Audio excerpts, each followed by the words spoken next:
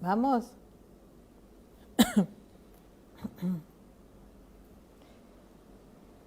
Ahí voy. Jack el Negro, el típico nombre de pillos y rufianes en el siglo XVIII, ingrediente básico de la ficción romántica. El nombre evocaba salteadores de caminos apuestos, escapadas brillantes y sombreros con plumas. La realidad caminaba junto a mí. Nadie se detiene nunca a pensar qué sirve de fundamento a la novela romántica, la tragedia y el terror, transmutados por el tiempo.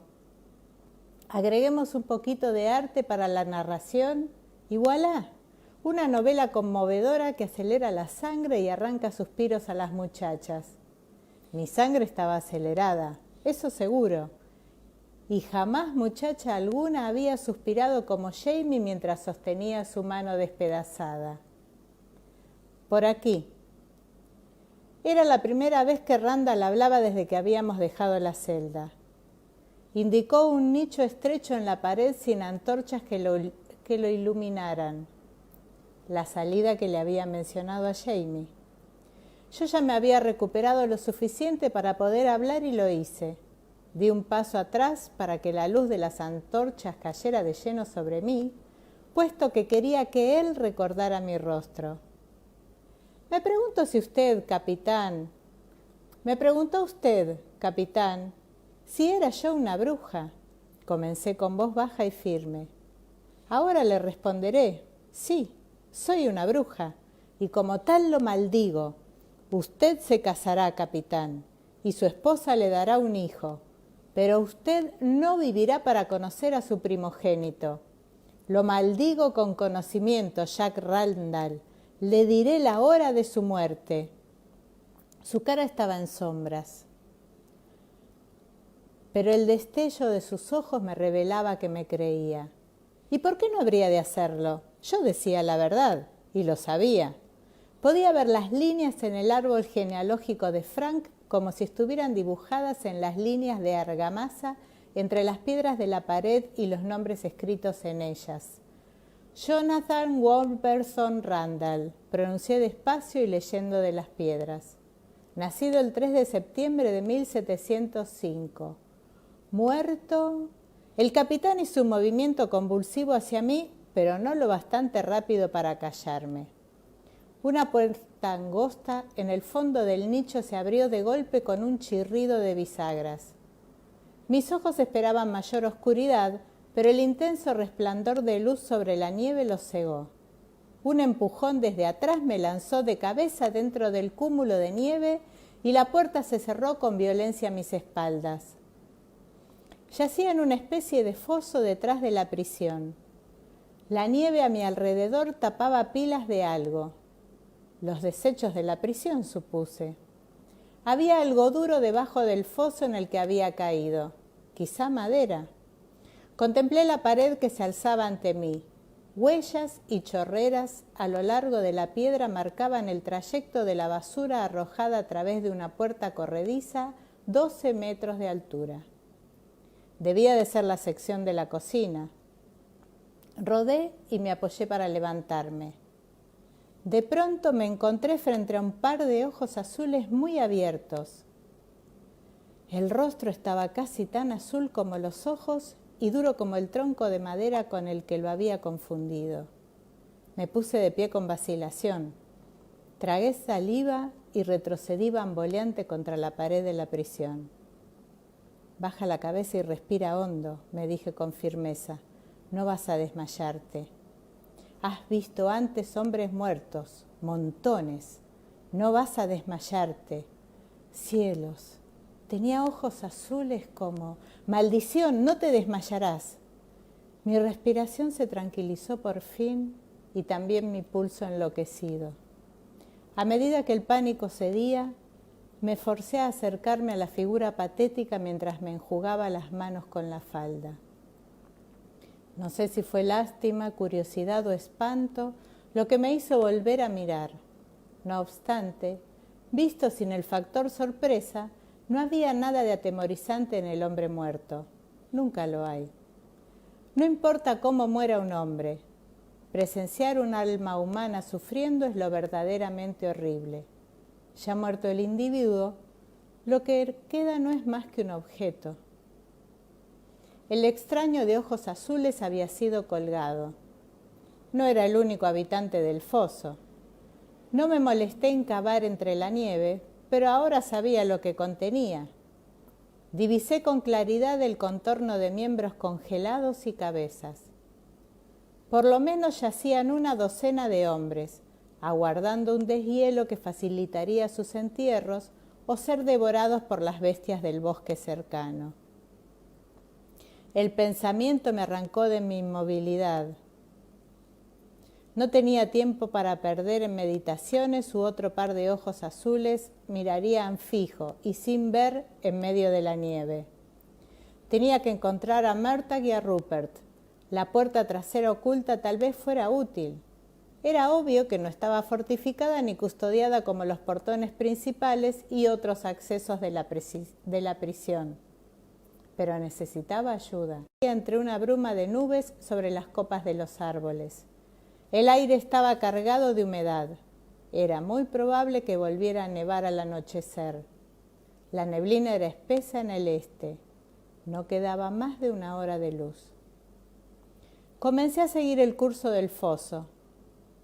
No quería trepar por las zonas rocosas y empinadas hasta no tener otra alternativa. La hondonada se curvaba enseguida, alejándose de la prisión, y parecía conducir al río. Presumiblemente, el escurrimiento de la nieve derretida acarreaba los desechos de la prisión.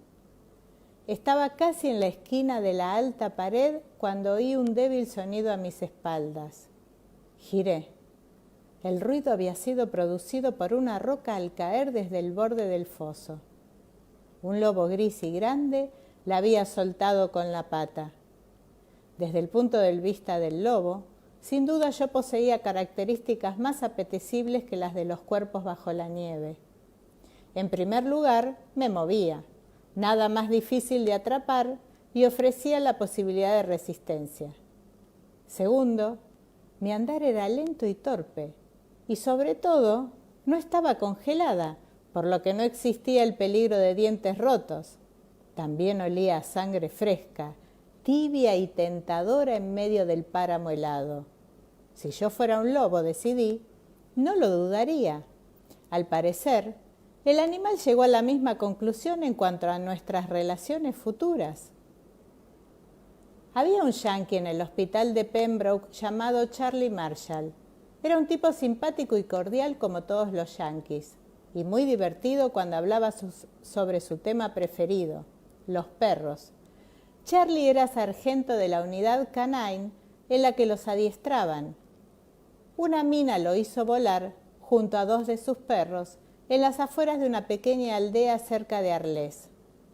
Echaba de menos a sus perros y a menudo me contaba historias sobre ellos cuando me sentaba con él en los pocos momentos de inactividad durante mi turno. Pues a lo que íbamos. También me contó qué hacer y no hacer en caso de ser atacada por un perro. Me parecía algo exagerado llamar perro a la criatura escalofriante que bajaba con la delicadeza por las piedras. Pero esperaba que todavía compartiera algunos rasgos de temperamento básicos con sus descendientes domesticados. «Perro malvado», afirmé, y clavé la mirada en las pupilas amarillas. «En realidad», añadí mientras retrocedía muy despacio hacia la pared de la prisión, «eres un perro horrible». «Habla con firmeza y en voz alta», oía decir a Charlie. «Tal vez el peor que jamás he visto», continué con firmeza y en voz alta. Seguí retrocediendo, con una mano atrás en busca de las piedras de la pared.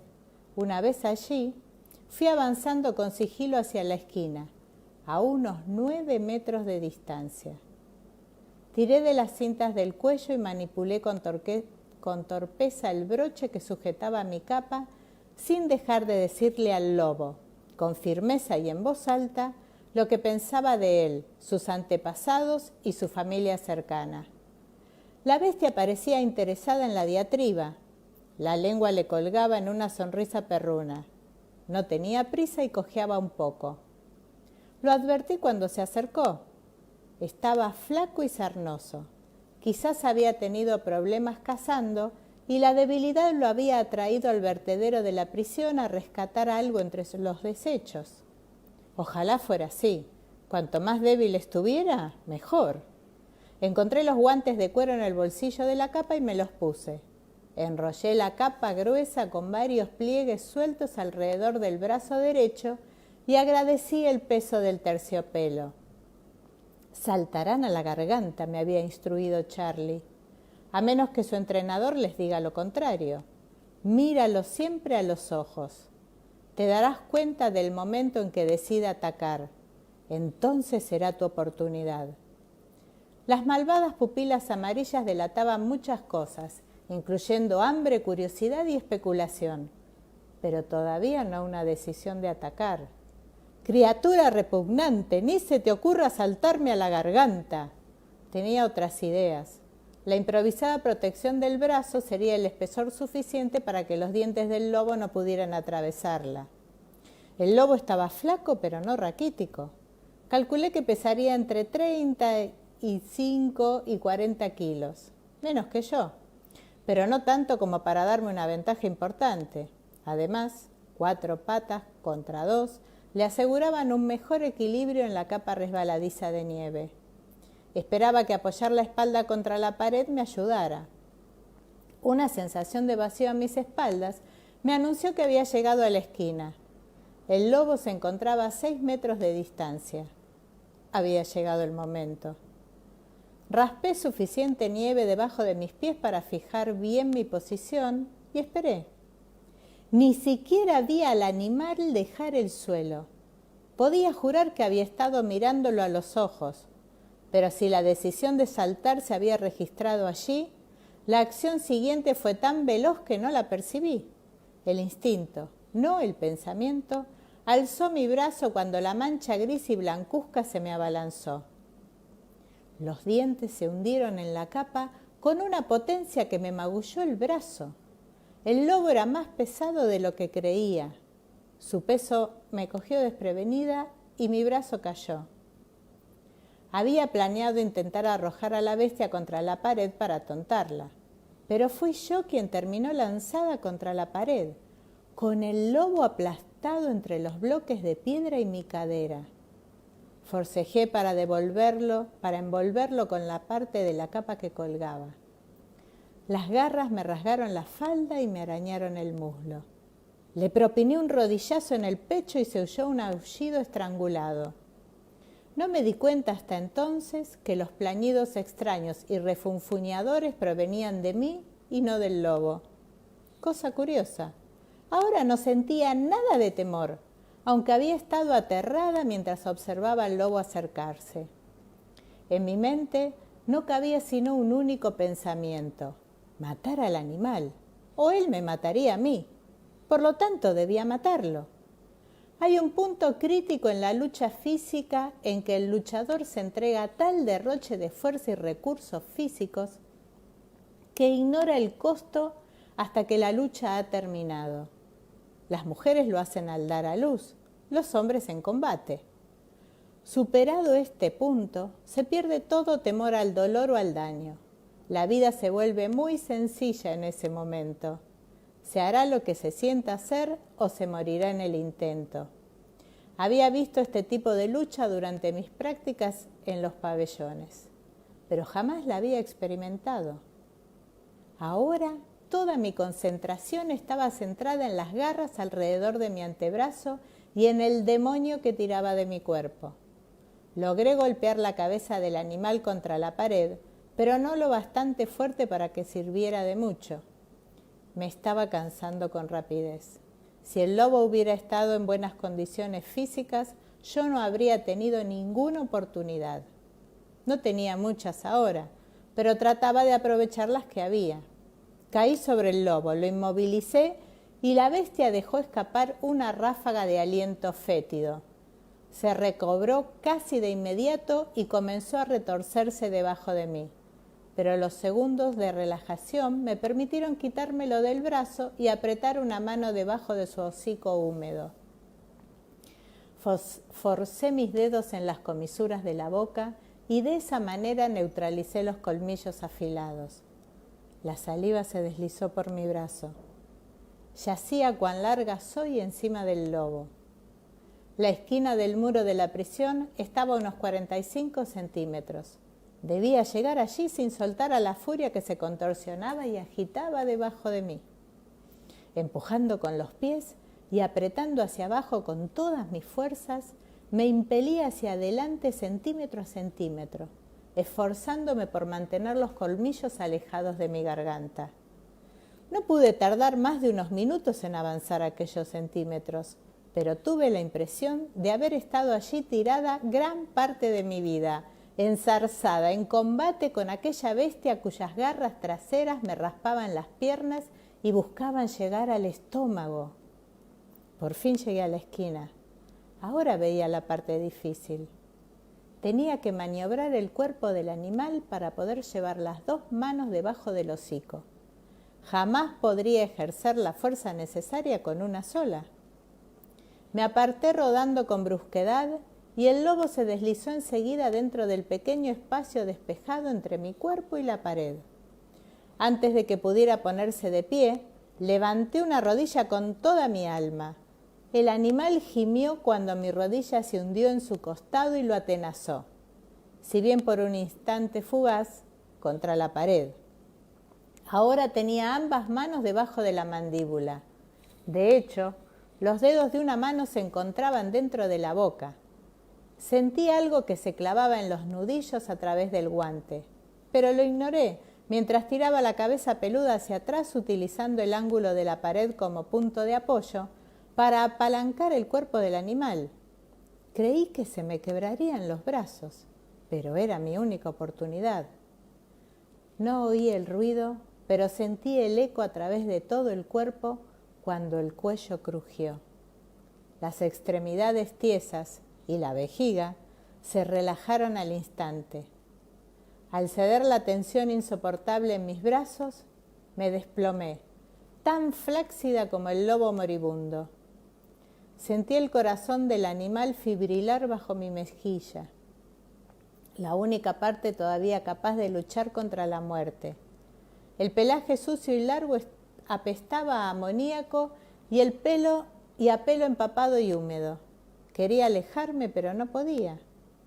Creo que debí de dormirme un momento, aunque parezca extraño, con la mejilla apoyada en el cadáver. Abrí los ojos y vi la piedra verduzca de la prisión a pocos centímetros de mi nariz. El mero pensamiento de lo que estaba ocurriendo al otro lado de esa pared me puso de pie. Me tambaleé en el foso con la capa sobre un hombro. Tropezaba con las piedras ocultas en la nieve y me golpeaba las piernas contra unas ramas semienterradas. En mi subconsciente debía de tener presente que los lobos suelen andar en manadas, porque no recuerdo haberme sorprendido por el aullido que brotó del bosque encima y detrás de mí. Si algo sentí, fue una furia ciega por lo que parecía una conspiración para obstaculizarme y retenerme. Me volví con cansancio para ver de dónde provenía el sonido. Ahora me encontraba al descubierto, lejos de la prisión. No había una pared donde apoyar mi espalda ni arma que empuñar. Había tenido suerte con el primer lobo, pero no existía la menor posibilidad de que pudiera matar a otro animal con las manos vacías. ¿Y cuántos más habría? La manada que había visto alimentarse a la luz de la luna en verano abarcaba al menos 10 lobos. Podía oír en mi memoria los sonidos de los dientes al masticar y el crujido de huesos al partirse. La única cuestión ahora era si me molestaría en hacerles frentes o si preferiría tenderme en la nieve y darme por vencida. Considerando la situación, la última alternativa resultaba de lo más tentadora. Pero Jamie había renunciado a su vida y a mucho más que eso para sacarme de la prisión. Le debía al menos intentarlo. Otra vez retrocedí para alejarme. La luz se estaba extinguiendo. Pronto la hondonada estaría cubierta de sombras. Dudaba que eso pudiera ayudarme. Sin duda los lobos veían mejor que en la noche que yo. El primero de los cazadores apareció en el borde del foso, tal como lo había hecho el anterior. Una figura desgreñada, estática y alerta. Me quedé helada al descubrir que otros dos ya estaban conmigo en el foso. Trotaban con lentitud, casi manteniendo el paso. Eran del mismo color de la nieve en el crepúsculo, gris sucio, y prácticamente invisibles, aunque su andar no era furtivo. Me quedé quieta. Huir era inútil. Me agaché y recogí una rama de pino de la nieve. La corteza estaba negra por la humedad y áspera incluso a través de los guantes. Agité la rama alrededor de mi cabeza y grité. Los animales dejaron de moverse hacia mí, pero no recularon.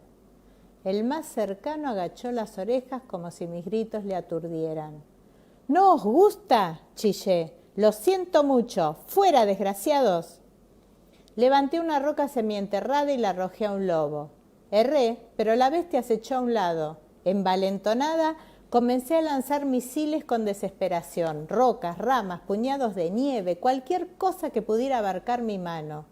Chillé hasta que me dolió la garganta por el aire frío, aullando como los mismos lobos.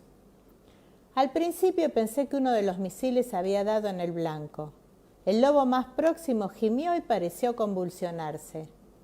La segunda flecha pasó a escasos centímetros de mí y vislumbré el diminuto punto en movimiento antes de que se clavara en el pecho del segundo lobo. Ese murió ahí mismo. El primero, herido de menor gravedad, pateaba y forcejeaba en la nieve, apenas un bulto movedizo en la oscuridad creciente. Me quedé mirando como una estúpida durante un rato. Luego alcé la vista, por instinto, hacia el borde de la hondonada. El tercer lobo, que sabiamente eligió la discreción, había desaparecido entre los árboles, desde donde emergió un aullido estremecedor. Todavía estaba observando los árboles oscuros cuando una mano me cogió del codo. Me volví sobresaltada y me encontré frente al rostro de un extraño, de mandíbula estrecha y barbilla pequeña mal disimulada por una barba cubierta de costras. Era sin duda un extraño, pero la capa y la daga lo identificaban como un escocés. «Ayúdeme», dije, y me derrumbé en sus brazos. Ahora voy a hacer un alto para tomar un poquito.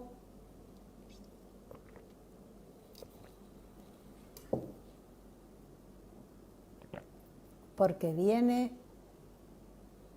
otro capítulo, el 36, McRannoch. La cabaña estaba a oscuras y había un oso en un rincón del cuarto. Aterrada retrocedí contra mi acompañante. Ya no quería saber nada de animales salvajes. El hombre me empujó dentro de la habitación. Cuando tambaleante me acerqué al fuego, la forma voluminosa se volvió hacia mí y comprendí, tarde, que se trataba de un hombre corpulento con una piel de oso. Una capa de piel de oso, para ser exacta, atada al cuello con un broche plateado grande como la palma de mi mano. Tenía la forma de dos ciervos saltando, las espaldas arqueadas y las cabezas unidas en un círculo. Una parte del pasador tenía la forma de la cola de un ciervo a la fuga. Reparé en el broche al detalle, porque lo tenía ante mis narices. Al levantar la vista, por un momento consideré la posibilidad de haberme equivocado. Tal vez fuera un oso. Sin embargo, los osos no usaban broches ni tenían ojos como arándanos, pequeños, redondos y de un color azul oscuro y brillante. Se hundían en medio de grandes mofletes poblados de un vello negro con reflejos plateados. Un cabello similar caía en cascada sobre hombros fornidos para mezclarse con el pelo de la capa que, a pesar de su nuevo uso, todavía olía a su propietario anterior. Los ojillos astutos me escudriñaron y evaluaron el estado lamentable de mi ropa y su buena calidad, incluyendo los 2 anillos de bodas, el de oro y el de plata. De ahí que el oso me hablara con aire tan solemne. «Parece que ha tenido usted dificultades, señora», pronunció al tiempo que inclinaba la enorme cabeza todavía salpicada de nieve. «¿En qué podemos ayudarla?» Vacilé. Necesitaba con desesperación la ayuda de aquel hombre. Pero en cuanto mi acento delatara mi origen inglés, me volvería en sospechosa. El arquero que me había traído se me adelantó. «La encontré cerca de Wentworth», explicó sin embajes, «peleando con lobos, una muchacha inglesa». Añadió con tal énfasis que hizo que los ojos, tal que arándanos, de mi anfitrión se clavaran en mí con brillo especulativo en sus pupilas. Me erguí cuanto pude y adopté la actitud más matronil que supe. «Inglesa de nacimiento, escocesa por matrimonio», aseveré. «Mi nombre es Claire Fraser. Mi esposo está preso en Wentworth». «Comprendo», respondió el oso con lentitud. «Bueno, mi nombre es McRannoch y se encuentra usted en mis tierras. Veo por su ropa que es usted una mujer de buena familia. ¿Qué hacía en Elridge Wood, sola y en una noche de invierno?» Traté de aprovechar la ocasión. Era mi oportunidad de demostrar mi buena voluntad y de encontrar a Murtagh y a Rupert. «He venido a Wentworth con unos compañeros del clan de mi esposo. Como soy inglesa, pensamos que podía entrar en la prisión y tal vez hallar una forma de trasladarlo. Sin embargo, yo salí de la prisión por otra puerta.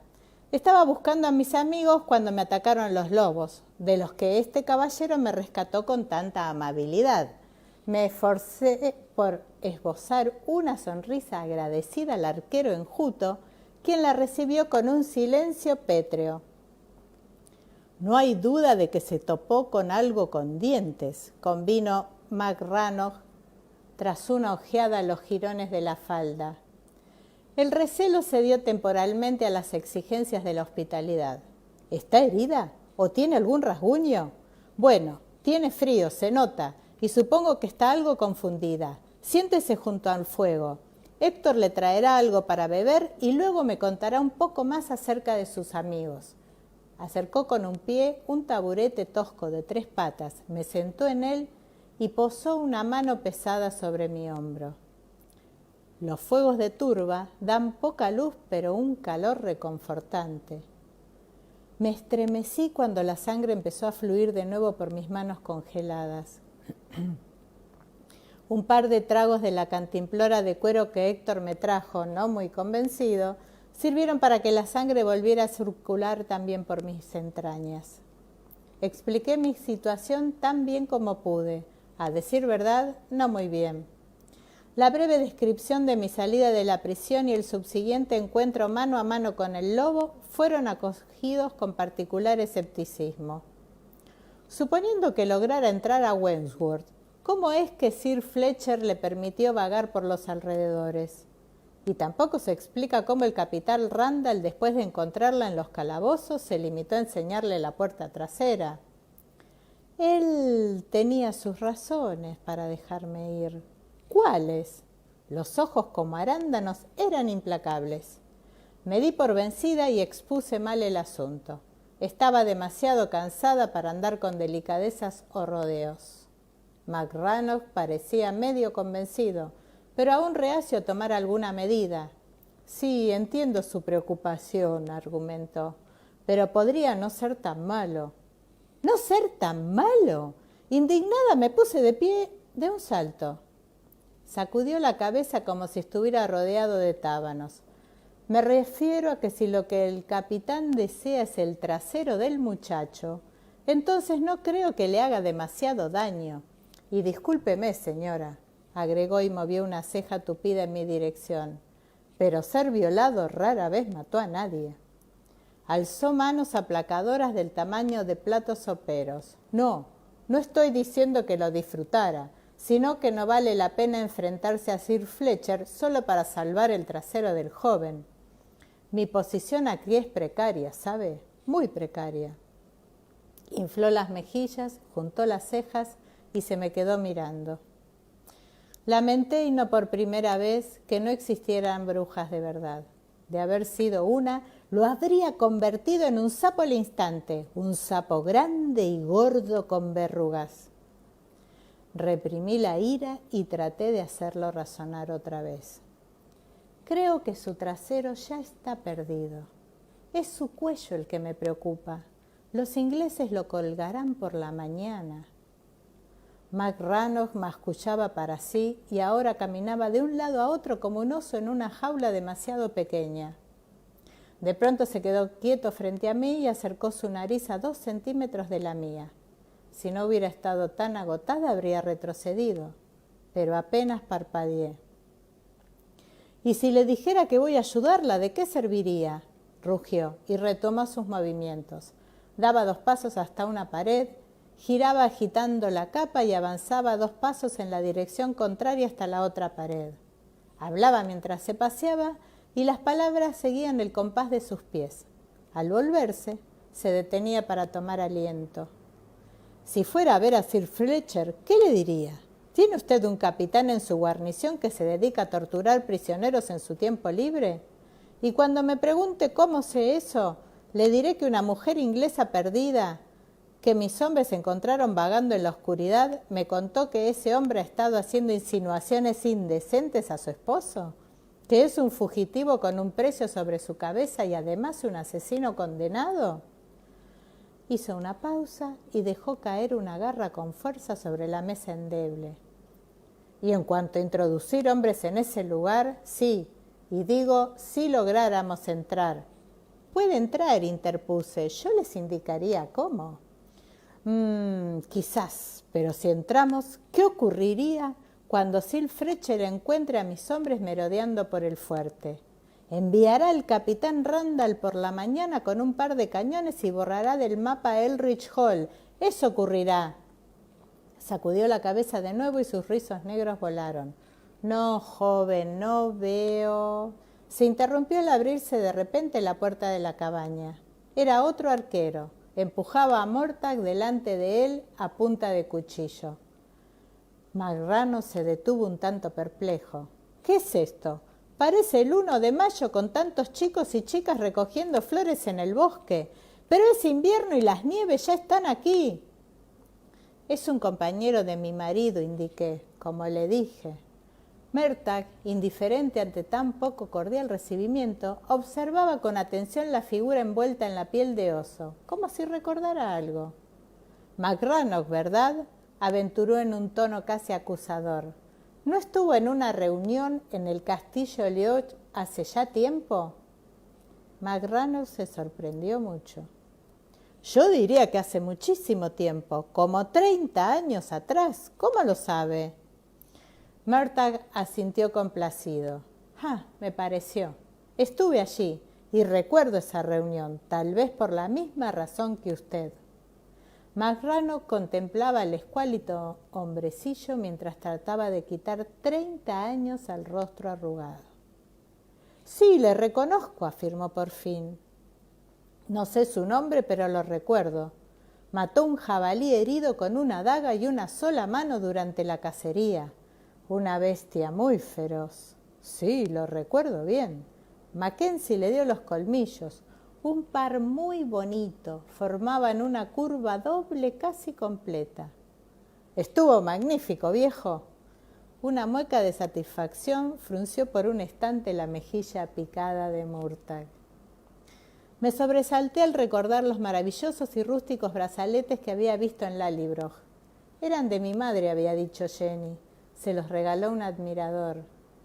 Contemplé a Mortag con incredulidad. Incluso teniendo en cuenta el paso de 30 años, no parecía ser un candidato apropiado para la pasión amorosa. Mientras pensaba en él en Mackenzie, me acordé de las perlas. Todavía las llevaba conmigo, cosidas en la costura del bolsillo. Las palpé y las extraje a la luz del fuego.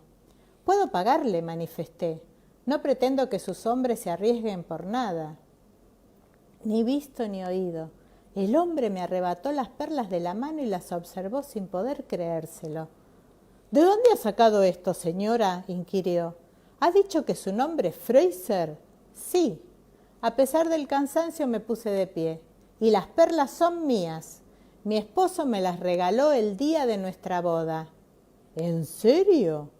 La voz ronca se había convertido en un susurro. McRannoch se volvió hacia Murtagh con las perlas aún en las manos. ¿El hijo de Ellen? ¿El marido de esta joven es el hijo de Ellen? Sí, contestó Murtagh, más lacónicamente que nunca. Se daría cuenta en cuanto lo viera. Es su viva imagen. Como si de pronto recordara las perlas que sostenía, McRannoch abrió la mano y acarició con suavidad las joyas brillantes. Yo se las di a Ellen Mackenzie, confesó, como regalo de bodas. Hubiera preferido regalárselas como esposo, pero ella eligió a otro. He pensado muchas veces en ellas adornando su bonito cuello. Le dije que no podía imaginarlas en otra persona, así que le rogué que las aceptaras y que me recordara cuando se las pusiera. Un recuerdo lo hizo resoplar y me devolvió las perlas con cuidado. De modo que ahora son suyas. Bueno, que las disfrute con salud, muchacha. Tendré mejor oportunidad de hacerlo, repliqué en un intento por controlar mi impaciencia ante tanto despliegue sentimental, si me ayuda a recuperar a mi esposo. La boca pequeña y rosada, ensanchada en una sonrisa tras los dulces pensamientos de su dueño, se tensó con brusquedad. «Ah», dijo Sir Marcus y se tiró de la barba. «Entiendo, pero ya se lo he dicho, muchacha. No veo cómo podría hacerlo. Tengo esposa y 3 hijos. Sí, ayudaría al hijo de Ellen, pero usted pide demasiado». De repente me flaquearon las piernas y me senté derrumbada. La desesperanza tiraba de mí como un ancla y me arrastraba al fondo.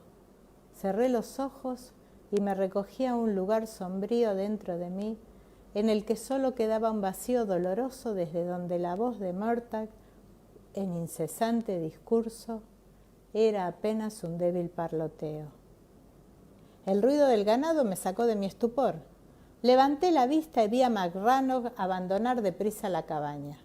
Cuando abrió la puerta, una ráfaga de viento helado, acompañado del retumbar del ganado y los gritos de los hombres, llenó la habitación. La puerta se cerró con violencia detrás de la corpulenta figura peluda y me volví hacia Murtagh para preguntarle qué debíamos hacer.